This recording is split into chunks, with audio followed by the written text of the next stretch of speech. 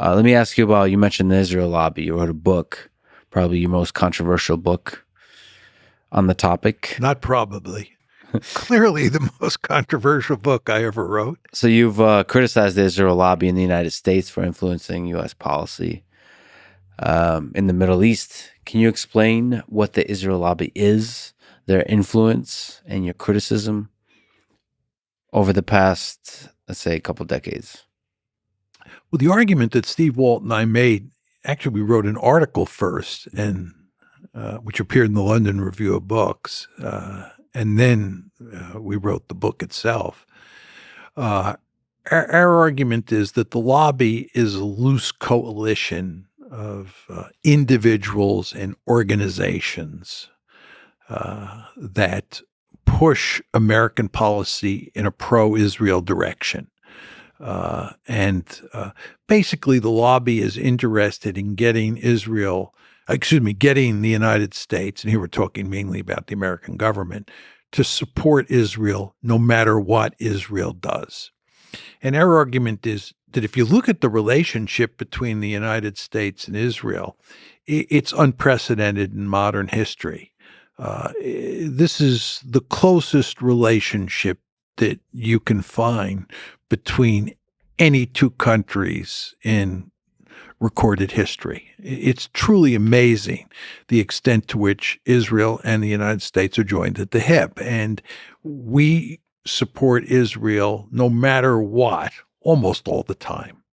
Our argument is that that is largely due to the influence of the lobby. The lobby is an extremely powerful interest group.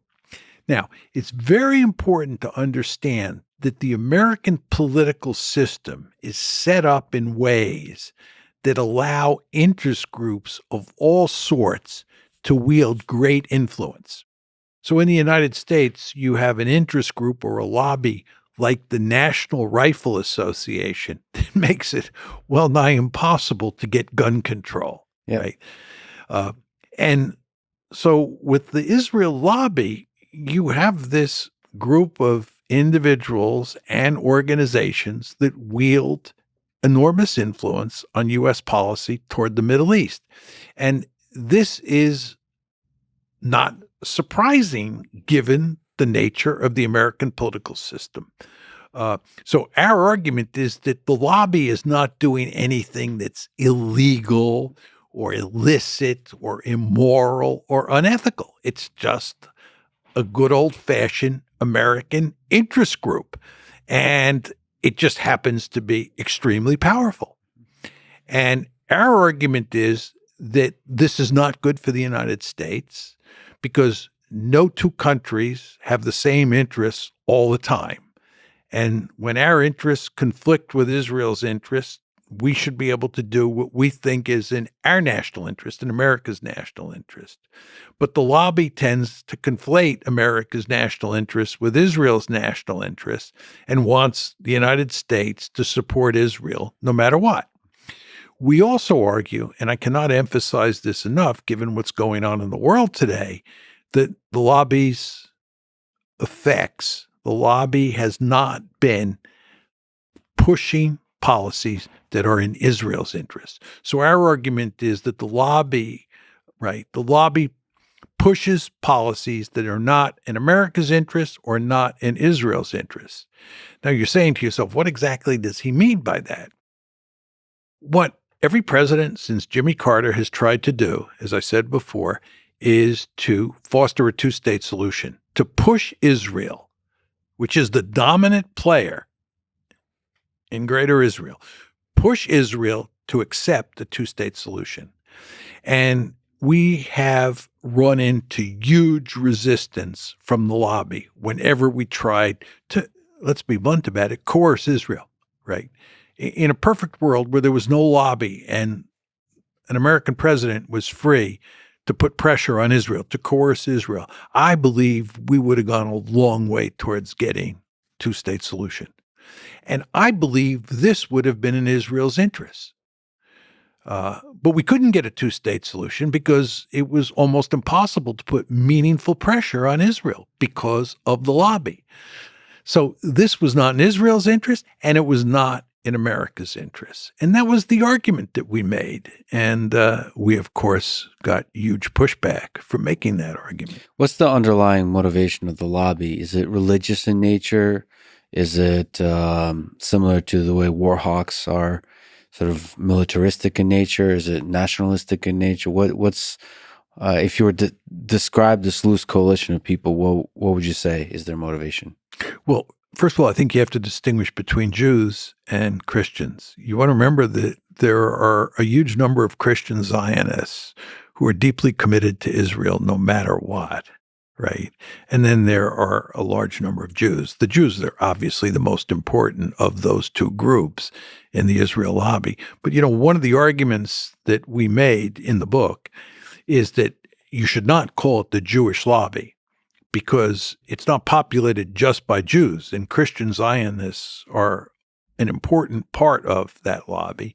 But furthermore, there are a good number of Jews who are opposed to the lobby and the policies that the lobby purveys. And there are a number of Jews who are prominent anti-Zionists, right? So, and they're obviously not in the lobby. Or if you take a group like Jewish Voice for Peace, right? Jewish Voice for Peace is not in the lobby. So it's wrong to call it a Jewish lobby. But with regard to the American Jews who are in that lobby, I think that really this is all about nationalism. It's not so much religion. Many of those Jews who are influential in the lobby are not religious in any meaningful sense of that term, but they self-identify as Jewish in the sense that they feel they're part of a Jewish nation. And that in addition to being an American, right, they are part of this tribe, this nation called Jews, and that they have a responsibility to push the United States in ways that support the Jewish state. So I think that's what drives most, if not almost all, the Jews. This is not to say there's not a religious dimension for some of them, but I think that the main connection is much more tribal in nature. So I had a conversation with Benjamin Netanyahu, and he said fundamentally, if you're anti-Zionist, you're anti-Semitic. So the Zionist project is tied at the hip to the Jewish project. What do you have to say to that? Look, you can define anti-Semitism any way you want, right? And you can define anti-Semitism to incorporate anti-Zionism. And I think we have reached the point where anti-Semitism is identified today, not just with anti-Zionism, but with criticism of Israel. If you criticize Israel, some people will say, you're an anti-Semite.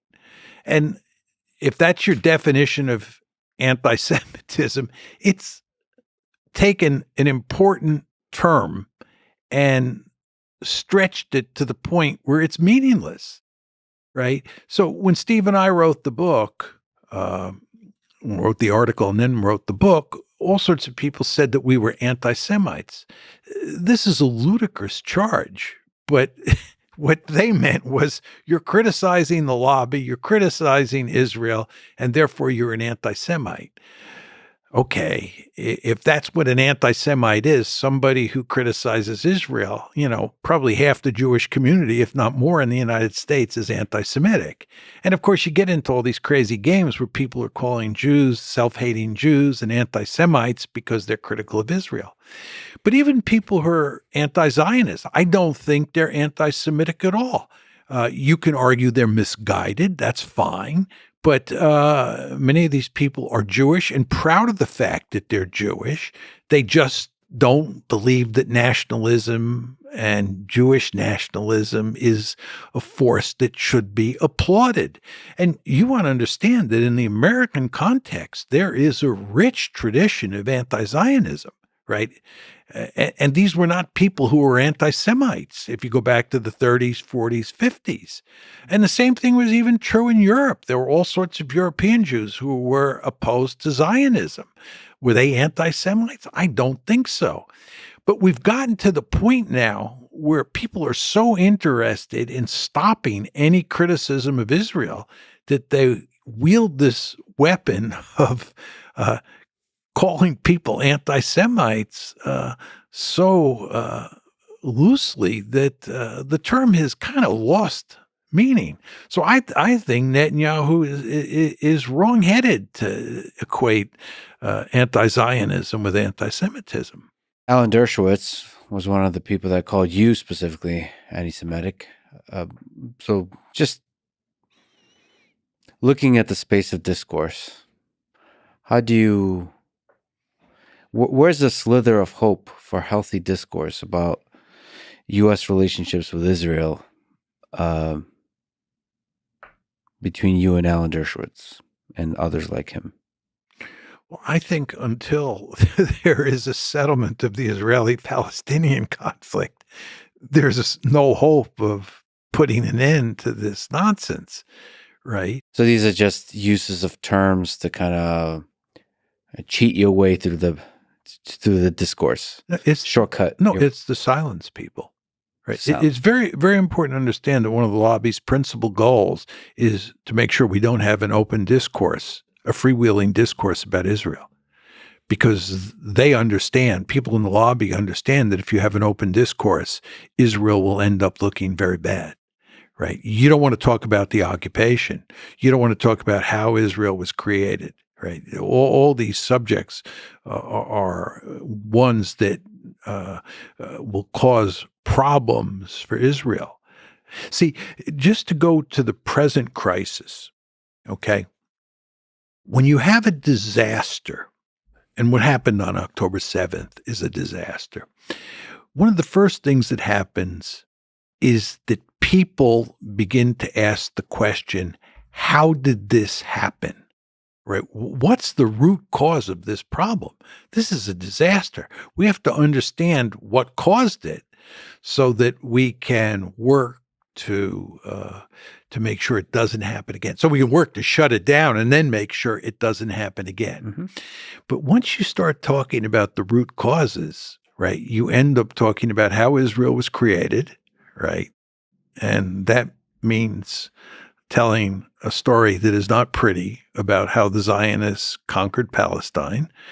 And number two, it means talking about the occupation, right? It's not like Hamas attacked on October 7th because there were just a bunch of anti-Semites who hated Jews and wanted to kill Jews. This is not, Nazi Germany. Right. This is directly related to the occupation and to what was going on inside of Gaza. And it's not in Israel's interest or the lobby's interest to have an open discourse about what the Israelis have been doing to the Palestinians since, I would say, roughly 1903, when the second Aliyah came to Israel or came to what was then Palestine. Right. We want to talk about that. And we don't want to talk about, from the lobby's point of view, the influence that the lobby has, right? It's better from the lobby's point of view if most Americans think that American support of Israel is just done for all the right moral and strategic reasons, not because of the lobby. And when John Mearsheimer and Steve Walt come along and say, you have to understand that this special relationship is due in large part to the lobby's influence, that is not an argument that people in the lobby want to hear. So the point is, you have to go to great lengths for all these reasons. You have to go to great lengths to silence people like me and Steve Walt. And one of the ways to do that is to call us anti-Semites. I think the chapter or the section of the book where we talk about this charge of anti-Semitism is called The Great Silencer. That's what we call the charge of anti-Semitism, the Great Silencer. Who wants to be called an anti-Semite, especially in the wake of the Holocaust? Do I want to be called an anti-Semite? Oh my God, no. So it's very effective. But, it is important to talk about these issues, in my humble opinion. And I think if we had talked about these issues way back when, it would have gone a long way towards, maybe getting a two-state solution, which I think was the best alternative here. It's complicated, and I wonder if you can comment on the complexity of this, because criticizing Israel and criticizing the lobby can, for a lot of people, be a dog whistle for sort of anti-Semitic conspiracy theories. That this idea that Jews run everything, run the world, or this kind of cabal, and it's also very true that people who are legitimately anti-Semitic are also critics of Israel in the same kind of way. And so it's such a complicated landscape in which to have discussions, because even people like David Duke, who are racist, don't sound racist on the surface. Well, I haven't listened to him enough, but there's dog whistles. It's a complicated space in which to have discussions, because I wonder if you can sort of speak to that, because there's this silencing effect of calling everybody anti-Semitic, but it's also true that there is anti-Semitism in the world. Like, there is a sizable population of people that hate Jews. There's probably a sizable population of people who hate Muslims too. But a lot of hate out there. A lot of hate out there. But the hatred of Jews has like a long history, and so you have Rolling Stones have a set of great hits, and there's just a set of great hits of the ways conspiracy theories that you can make up about the Jews that are used as part of the hatred. So there's like nice templates for that. And I just wonder if you can comment on operating as a historian, as an analyst, as a strategic thinker in this kind of space. Yeah, we obviously, when we wrote the article, which we did before the book, gave this subject a great deal of thought. I mean, what you say just now is music to our ears. I'm talking about me and Steve. I think that your point about dog whistles is correct. Look, we went to great lengths to make it clear that this is not a cabal. It's not a conspiracy. And in fact, in a very important way, the lobby operates out in the open, right? They brag about their power, right? And this was true before we wrote the article, right? And we said in the article and the book, and you heard me say it here. First of all, it's not a Jewish lobby, right? Secondly, it's not a cabal, right? It's an American interest group. And the American system is designed such that interest groups are perfectly legal, and some of them are super effective. Exactly. I mean, you hit the nail right on the head. That's exactly right. And and there was nothing that we said that was anti-Semitic by any reasonable definition of that term. And, huge numbers of Jews have known me and Steve over the years, and nobody ever said that we were anti-Semitic before March 2006 when the article appeared, because we're not anti-Semitic.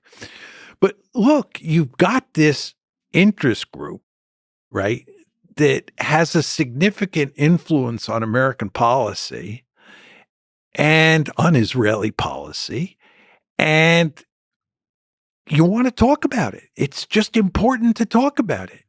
It's important for Jews, right, in the United States, for Jews in Israel, to talk about this. The idea that you want to silence critics is not a smart way to go about doing business, in my opinion.